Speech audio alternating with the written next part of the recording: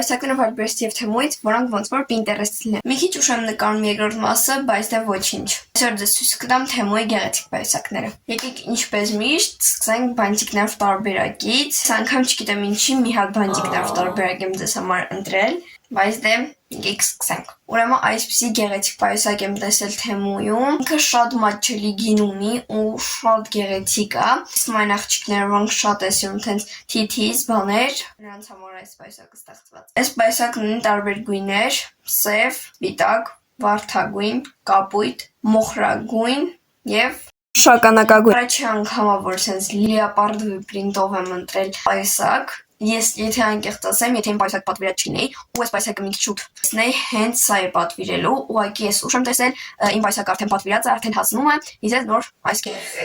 պայուսակն եմ տեսել։ Այս պայուսակն ունի երկու գույն, շագանակագույն եւ շատ մուգ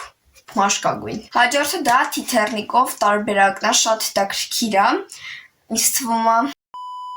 այսպիսի Titernikov պայուսակ ունի 4 տարբեր գույն՝ բաց մոխրագույն, բաց կանաչ,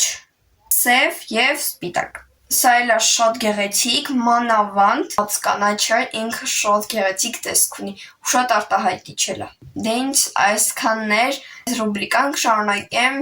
մյուս տարի օգոստոսին, որպեսզի դուք էլ կարողանաք ձեզ համար գեղեցիկ պայուսակներ պատվիրել եւ Թեմոյից եւ Վալբերեսից։